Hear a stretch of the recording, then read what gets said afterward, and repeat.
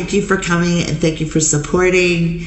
For those that are new to this interview, we are interviewing First Sergeant Bruce Fees, who I know locally, who decided to come on with us and discuss his story. He is also an author of a book, which is going to be out, called Built for the Battle. He is in recovery and has been clean, as he said, for 3 years, but he also suffers from complex PTSD and has incredible stories to share with you, because he now reaches out and helps other addicts and people that are struggling like he has with mental health. So I appreciate him so much. All right, so you can come back on with your mic. All right, so let's talk about that. Let's talk about how you're getting healthy after the jail calls you again. Oh, that was an addict. That was an addict. That was a person that graduated our program in August and is now in active addiction again, opiates and methamphetamine. And she is calling me because she looks at me like a father figure, and she's very honest with me about it and open about it. My door's open to her, and she knows that. Thank God for you, Bruce. Thank you so much. She was coming to stay with me 2 nights ago and never made it. That's the first time she called me since then. I know she's struggling and wants to get back out, but I don't know if she can yet. Because once opiates grab a hold of you, it's a different ballgame. Yeah, they're a different ballgame, aren't they? Yeah. Anyhow, back up to when I was leaving prison last time. In January of 2020, December 4th, my mother passed away unexpectedly. I was called to the warden's office, and my brother was on the phone in a panic. He didn't know how to handle it. He doesn't handle those type of things very well. He has some disabilities that he was born with, and I've always handled everything, and he didn't know what to do. Turned out my mother was being taken on a medical transport, not a medical emergency. She panicked herself into a massive heart attack. Going on the ambulance, she was screaming my name, saying, "Bruce, help me, Bruce, help me, Bruce, don't let them take me." Bruce was in prison. He wasn't there. I always told her she would never be taken to a nursing home and locked up. She dealt with mental illness. Anyhow, she died en route. Was to a medical appointment. Then it became to... I'm so sorry, Bruce. Brain dead when she got there. My brother wasn't ready to make the decision to pull the plug. I made it very clear to him she wasn't there anymore. Blah, blah, blah, pull the plug. 3 months later, in March, I was paroled, but it takes about 30 days once you're paroled to get out. My father committed suicide March 18th. He went out in his backyard and blew his brains out. My father's retired military. We hadn't spoken in 5-6 years. I wish he had killed himself 45 years ago. It had done me and my mother and my brother a whole lot of good. So there wasn't a lot of closeness, but still there was this suicide while I was in prison. Here I get another phone call. Now my father's dead. I got to deal with my mom dying, everything about my father dying. I'm getting ready to come out of prison. What am I going to do when I get out? I don't have anybody. And 2 days before I get released, I get notified that my fiance died of an overdose. She was my fiance before I went away. She wasn't using opiates before I went away. That happened while I was away. That Friday, I attended her funeral. That Friday evening, I used methamphetamine again. I stayed in active addiction for a full year. I just gave that backstory to get me back to where I was at. Those are whole separate traumatic events. We can go into all these 1,000 times, but we're trying to get back to the fall and then the comeback. In May of 2022, I was arrested, pulling into my home with my truck and trailer coming from work with an ounce of methamphetamine in my center console. So there comes the trafficking charge again, 27.2 grams. That's my 3rd trafficking charge. And I go to jail and I bond out. And there sits that trafficking 3rd, which carries 10 to 30, minimum 10 to 30. So I hired a lawyer and I realized that I've got to do something about my life or I'm going to prison for the rest of my life. And if I stand any chance at all of not going to prison, I better 1, get sober, and I better 2, get my act together, and I better 3, get help. So in June of 2022, June 2nd, I started what I now call my walkabout. I was in constant contact with the VA trying to get help. I love that term, by the way. That is an amazing term. South Carolina does not have an inpatient VA facility that handles dual diagnosis, mental health, and substance abuse. So I was told to go to Augusta, Georgia, where they had it, supposedly had it. But I have to have a referral, a consult, and it takes up to 6 months to get there. But I know a loophole, which is if you show up to an emergency room at a VA saying you need help, they will not throw you on the street because their liability issues, the suicide rate, and everything else. So off I go to Augusta via bus and everything else to get there. And I'm not in good shape mentally. I'm just coming out of addiction.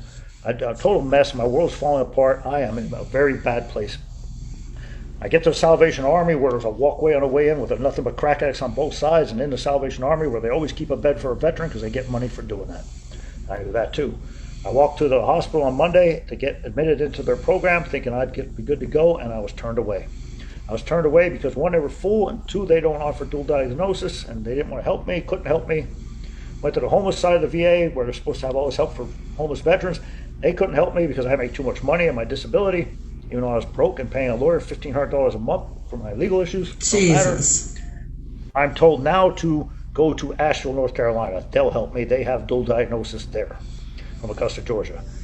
So I'm busing it to Asheville, North Carolina. I am confused, lost, need help, not doing well, emotionally, mentally, with it coming out of addiction, everything else. Spent a night in Atlanta walking the streets because the bus station's under construction. Hopefully I get to Asheville. I go to the clinic there, the VA there, and they turn me away saying, we're full. We do our classes in 28 days at a time. We just started one where you got 21 days before we start another one, and there may or may not be a slot for you. Just because you're here doesn't mean you get one. I'd have probably got one. I said, what do I do in the meantime? We don't know.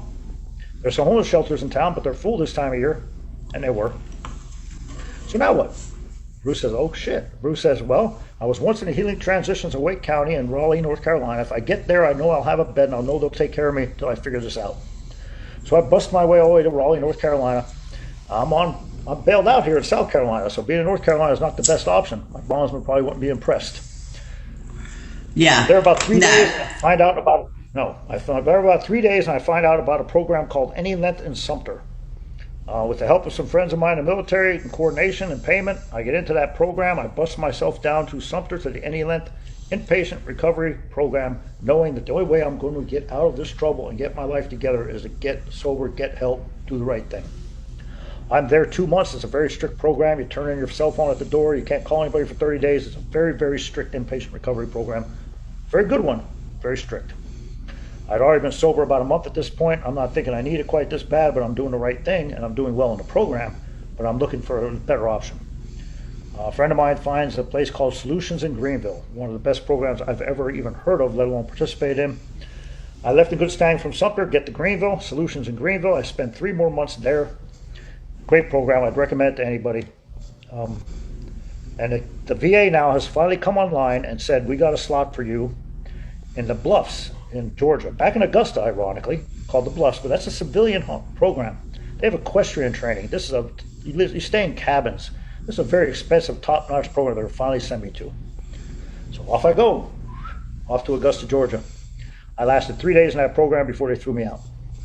I know you wrote about that. That's awful. Yeah. So then you ended up in Alabama? Yep. From the Bluffs, I threatened to choke somebody out in the Bluffs. That's why they threw me out. They stuck a roommate with me the second night that snored louder than I've ever heard anybody snore in my life. And I've been around a lot of snoring soldiers and stuff, so the first snoring I've been around. This guy was biblical the way he snored. They heard him outside the room. They were joking about it. The night check people were joking about how loud he was outside the room.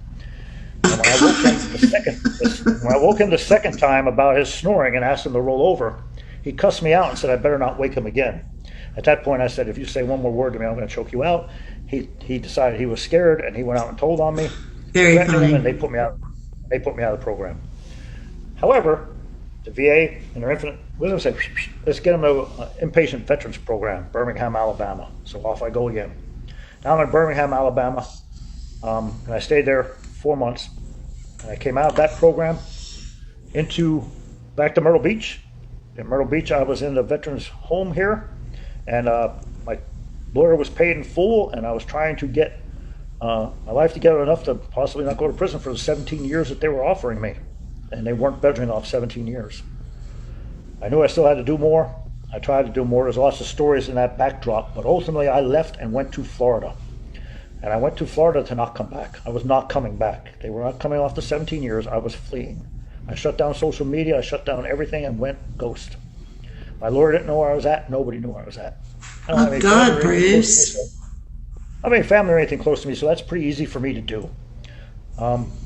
So off I go, and I'm down in Florida, and one day I turn my phone on, decide to call my lawyer, just to see what he has to say. My phone goes bananas because he's left me 10 voicemails going, come back, whatever you're doing, please call us, emergency, whatever. I call them, they offer this program. They offer this program and give me 3 weeks to get there. I jump through my butt and I get to this program. I've been in this program ever since. I was in intensive outpatient care in Florida with the VA.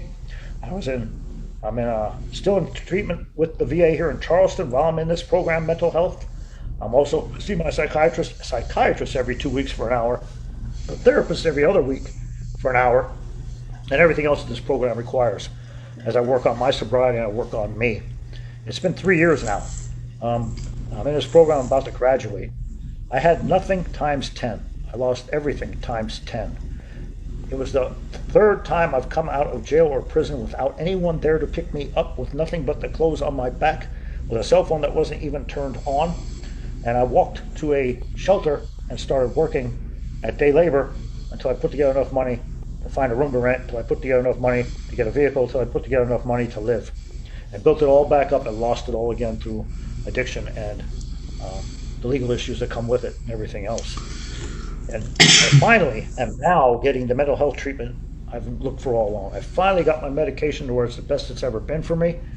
Is it good? Is it perfect? By no means. I just talked about earlier on Monday, I almost killed everybody at the Walmart over a flat tire. So I'm nowhere near cured. It's nowhere near perfect.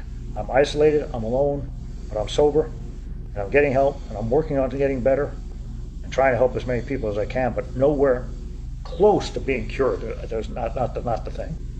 I'm scared. Well, what amazes me about you consistently is that you are such a support system for so many that are in the program with us, and people that you know out on the street with addiction still. And you and I talked quite honestly and openly in the hospital about what you are afraid of when you get out of this program. And what is that? Several things. I don't know which one I talked to you about specifically that time, but you talked to me about that it's easy for you to stay sober right now because we're continually drug tested. We're continually held to a standard. But what will you do when you get out of this program? And I was going to say that, but I wasn't sure if that was the one, because it ties into me helping people and also staying sober. And will I stay sober? Will I not? I used to tell my doctor. My doctors know me in addiction and out of addiction, sober, using, not using. I said, boy, oh boy, I wish there was some way that the next time I smoked methamphetamine, I would get cancer and die within a week. I guarantee you I'd never smoke it again. Because I'd die within a week. I don't want to die. I'm not going to smoke methamphetamine. I'm going to die in a week. That's not the case for me. I used it 2 years and ran a company. When I got arrested the last time, I was still 210 pounds, still working out, still working full time, still doing everything I was doing. It didn't wreck my life physically the way it did other people. When I say physically, I mean my body. Sure, I lost the money, lost the jobs, lost the property and everything else, but I was still healthy as a horse. And I was like, well, it's not going to kill me. It's not fentanyl where the next time I take it, I could be dead. It's methamphetamine, and it calms my brain. It's not that bad. But you and I both know that street amphetamine now has fentanyl. It's very different. Oh, absolutely. So Absolutely. there is no guarantee that you wouldn't do it one time and it would kill you. That's the thing, right?